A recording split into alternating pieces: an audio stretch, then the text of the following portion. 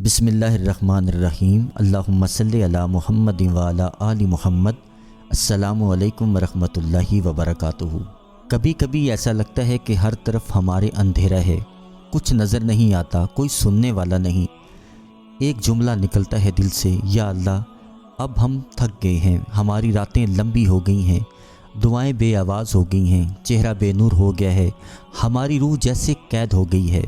आखिर ऐसा क्यों होता है? हर तरफ से बंद दरवाजे, दुआएं करते हैं लेकिन जवाब नहीं मिलता। कभी सोचा है कि हम पर क्या गुजर रही है? ये आम दुख नहीं, ये आम रुकावट नहीं, ये वो अंधेरी जंजीरें हैं जो जादू, जिन्नात और नज़र बद के काले साए में हमें लपेट चुकी होती हैं। हम रोते हैं, तड़पते हैं, बिखरते हैं, दुआएं मांगते हैं, मगर कुछ भी ठीक नहीं होता, क्योंकि हम हार मान जाते हैं।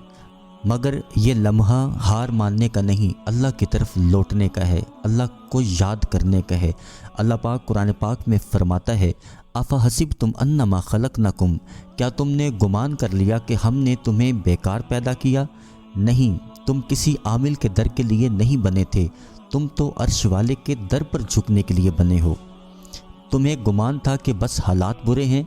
नहीं, ये जो तुम्हारी रूह तड़पती है, ये रात को नींद नहीं आती, हमारे बच्चों की जो हालत बिगड़ती है, बच्चे रोते हैं, घर में बेबरकती है, रिस्क में बेबरकती है, घर में लड़ाई झगड़े हैं, रुकावट है, परेशानियां हैं, टेंशन है, ये सब एक जंग है, रूह की जंग है। इसमें शैतान, जिन्नात, हसद, नज़र बद, ये खामोश सिपाही हमें तोड़ने आते हैं। लेकिन हमें तो अल्लाह ने बनाया है, हमारे अंदर जो नूर है वो कुरान से है, वो कुरान से जलेगा, अजान से गूंजेगा।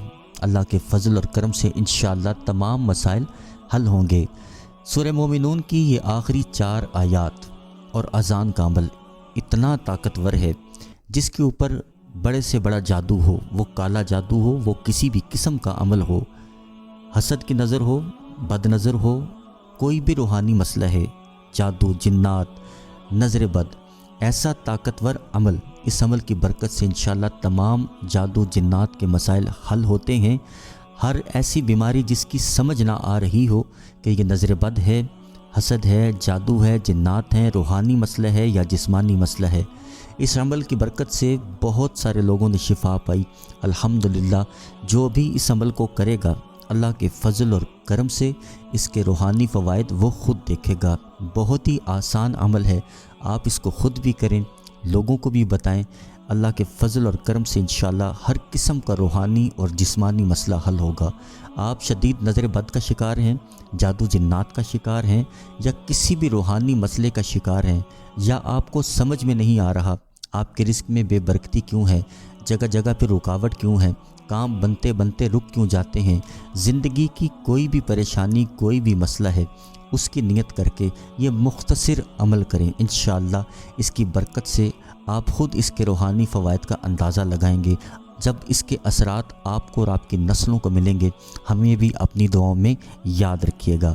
अमल का तरीका ये है कि सूरह मोमिनून की आखिरी 4 आयात जो आपको स्क्रीन पर नज़र आ रही हैं, अफ़ा हसिबतुम अन्नमा खलक़नाकुम, ये 4 आयात और आज़ान का अमल है। इस अमल का तरीका ये है, आप इसको हर नमाज के बाद भी कर सकते हैं, सुबह शाम भी कर सकते हैं, और दिन भर में वक्फे वक्फे से भी कर सकते हैं, अपनी नीयत से भी कर सकते हैं, किसी और मरीज़ की नीयत से भी कर सकते हैं। इसका तरीका ये है, अव्वल आखिर 3 दफ़ा दुरूद पाक पढ़ना है, दरमियान में 7 बार ये आयात पढ़नी है और 7 बार आज़ान पढ़नी है।